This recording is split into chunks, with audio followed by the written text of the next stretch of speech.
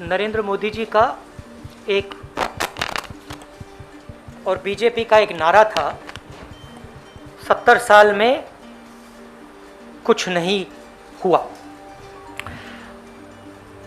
और कल finance minister ने जो भी 70 साल में इस देश की पूंजी बनी थी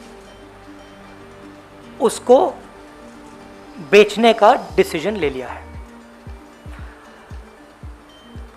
मतलब प्रधानमंत्री ने सब कुछ बेच दिया।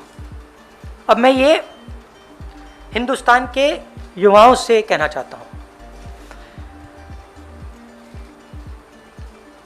आपके हाथ से रोजगार छीना, कोरोना में आपकी मदद नहीं की, आपके जो किसान माता पिता हैं उनके लिए 3 स्पेशल कानून बनाए। और आज मैं यहां यह पढ़ना चाहता हूं कि प्रधानमंत्री अपने मित्रों को हिंदुस्तान का क्या क्या बेचकर दे रहे हैं। और इसको पढ़ने से आपको पता लग जाएगा, मुझे कहने की भी जरूरत नहीं होगी कि कौन सा एसेट किसको जा रहा है। और ये जो सिलेक्शन किया गया है ये किन लोगों के लिए किया गया है और किस प्रकार से उनको फ्री गिफ्ट दिया जा रहा है। तो शुरुआत करता हूं मैं रोडवेज। 1.6 लाख करोड़ रुपीस का gift, 26,700 kilometre national highways. Railways जो इस देश की रीढ़ की हड्डी है, जिसके बिना भाइयों और बहनों देश के गरीब लोग एक शहर से दूसरे शहर में नहीं जा सकते। आज जो लोग ट्रेन में बैठे हैं, आप सुनिए, 1.5 लाख करोड़ रुपए रेलवेज, 400 स्टेशन, 150 ट्रेनें, रेलवे ट्रैक और वुडशेड। और जो हमारे रेलवेज का एम्प्लॉई हैं, आप भी बात समझ लीजिए, जब ये रेलवे से छीनकर किसी प्राइवेट एंटिटी को दिया जाएगा तो आप समझ लीजिए आपके रोजगार का क्या होने वाला है। मुझे समझाने की जरूरत नहीं है। उसके बाद special gift power transmission, 42,300 circuit kilometres of transmission network. Power generation, 6,000 megawatt hydro solar wind assets from NHPC, NTPC, NLC. National gas pipeline, 8,000 kilometre GAIL की पाइपलाइन। किसको जा रहा है आप जानते हो। Petroleum pipeline, 4,000 kilometre Indian oil corporation and HCL की pipeline. Telecoms, 2.86 lakh kilometre of Bharat net fibre optic network. BSNL and MTNL के टावर्स। वेयर हाउसिंग, किसान भाई आप इसको अच्छी तरह सुनिए, वेयर हाउसिंग 29,000 करोड़ रुपीस की warehousing. 210 lakh metric tonne food storage. भाइयों और बहनों, आपको मालूम होगा कि ये 2010 लाख मेट्रिक टन स्टोरेज किसको जारी है, कहने की जरूरत नहीं। Mining, 160 coal mines, 761 mineral blocks. Airports, 21,000 crore, 25 airports.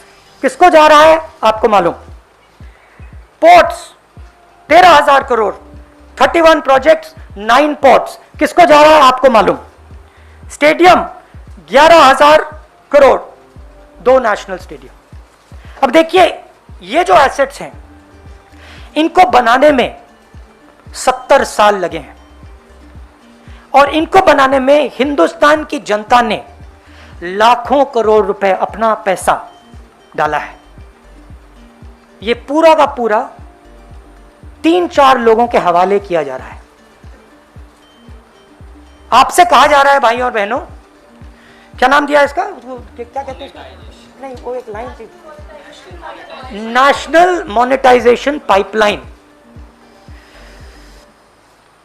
ये आपका भविष्य है, ये जो आपका भविष्य है इसको बेचा जा रहा है, इन 3-4 उद्योगपतियों को गिफ्ट दी जा रही है। रियलिटी है।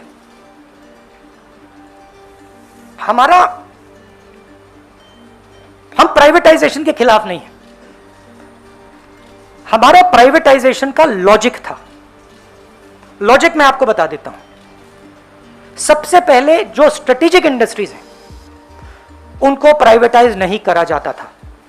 इसमें से रेलवेज स्ट्रेटेजिक इंडस्ट्री हम मानते थे। स्ट्रेटेजिक क्योंकि ये हिंदुस्तान की रीढ़ की हड्डी है, स्ट्रेटेजिक क्योंकि ये लाखों करोड़ों लोगों को ट्रांसपोर्ट देती है, स्ट्रेटेजिक क्योंकि इसमें बहुत सारे लोगों को एम्प्लॉयमेंट मिलता है, इसलिए स्ट्रेटेजिक।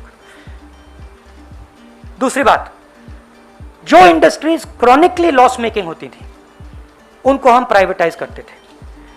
जिन कंपनीज के पास मिनिमल मार्केट शेयर होता था उनको हम प्राइवेटाइज करते थे, और उस सेक्टर में हम प्राइवेटाइज करते थे जहां पे प्राइवेट सेक्टर की मोनोपोली की रिस्क हो। मतलब अगर सरकारी कंपनी मोनोपोली को रोक सके तो हम उसको प्राइवेटाइज नहीं कर सकते। अब यहां पे ये सारे के सारे प्राइवेटाइजेशन मोनोपोली बनाने के लिए करे जा रहे हैं, सारे के सारे। मैंने आपको नाम दिया है, power, telecoms, warehousing, mining, airports, ports, ये सब मोनोपोली बनाने के लिए किया जा रहा है। आप जानते हो पोर्ट्स किसके हाथ में है, एयरपोर्ट किसको मिल रहे हैं। तो हम कहते हैं प्राइवेटाइज कीजिए, मगर देश को नुकसान मत पहुंचाइए। देश को नुकसान कैसे होगा? और जो देश के युवा हैं, आप इसको अच्छी तरह सुनिए। जैसे ही ये मोनोपोलीज बनती जाएंगी वैसे ही उतनी ही रेट से आपको रोजगार मिलना बंद हो जाएगा। आप स्कूल्स में हो, कॉलेजेस में हो, इस देश में जो छोटे बिजनेसेस होते हैं, मिडिल साइज बिजनेसेस होते हैं, जो आपको रोजगार देंगे कल, वो सब बंद हो जाएंगे, खत्म हो जाएंगे। 3-4 बिजनेसेस रहेंगे, इनको एम्प्लॉयमेंट देने की कोई जरूरत नहीं रहेगी और आपको रोजगार नहीं मिलेगा। मैंने कोरोना के बारे में बोला था, आप लोगों ने मजाक उड़ाया, ठीक है, मैं फिर से बोल रहा हूं, और हिंदुस्तान का युवा आप अच्छी तरह सुन लीजिए। जैसे ही ये होगा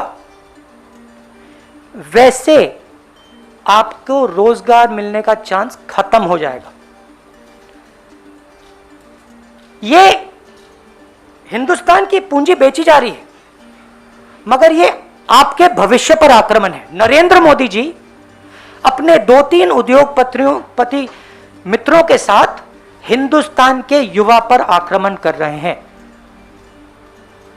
इसको आप अच्छी तरह समझिए।